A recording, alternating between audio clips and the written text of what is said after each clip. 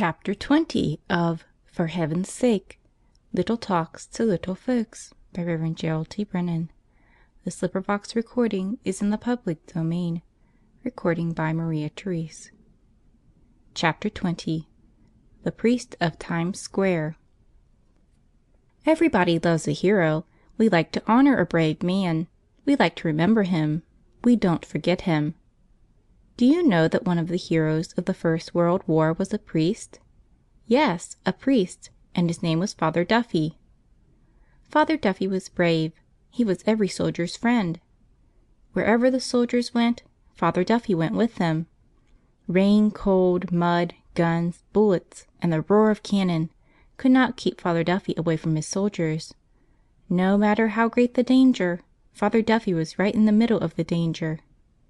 He heard the soldiers' confessions, said Mass for the soldiers, gave them Holy Communion, and prepared them for heaven. Yes, Father Duffy was brave. He was the soldier's hero. He was the soldier's friend. Well, after the war, Father Duffy came home to New York City. Everybody in New York City knew him. Everybody loved him, because he was a great hero of the war.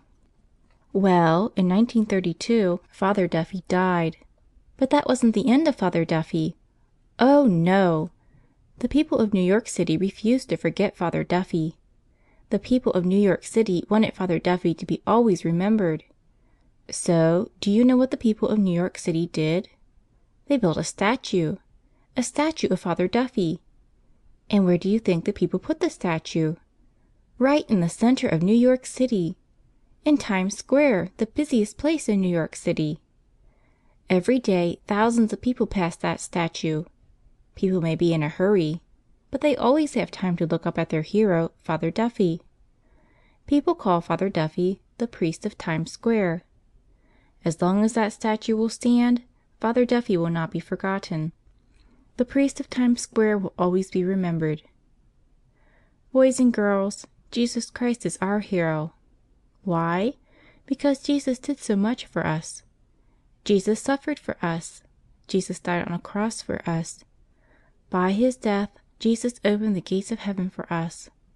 Jesus, our hero, died over 1900 years ago, and Jesus has never been forgotten.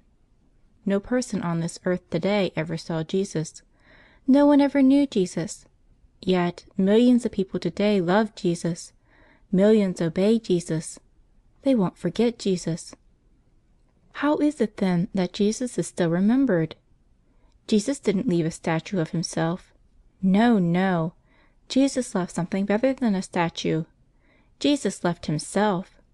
Jesus left himself in the Mass. Every morning Jesus is born again in the Mass. Every morning Jesus dies again in the Mass. In the Mass we have the same Jesus who was born in a stable, the same Jesus who died on a cross. Jesus really lives on our altar. Don't think that Jesus has left us. Don't think that Jesus is far away in the sky. Jesus is right here on the ground, in our church, on the altar, in the Mass. When Jesus was born, you and I were not at Bethlehem. We were not at the Last Supper. We didn't see Jesus die on the cross. Yet, every single day, all these things happen again. They happen on our altar. They happen in the Mass. Jesus knew that, after his death, people would need him. Jesus knew that people would be lonesome. That's why Jesus gave himself to us in the Mass. Jesus is very close to us in the Mass. He is right here where he can help us, where he can answer our prayers. Do you know the best prayer that you can say to God? No, it's not the Our Father. The best prayer, the very best prayer, the prayer that God likes most is the Mass. That's why you should go to Mass often. Of course you go to Mass every Sunday, but how often do you go to Mass during the week? Going to Mass, you know, is the best way to pray to God, the best way to show God that you love him. Would you like to see Jesus? Would you like to meet Jesus? Would you like to say something to Jesus? Would you like to tell Jesus that there is something that you want? Well, you can do all these things when you go to Mass. End of chapter 20.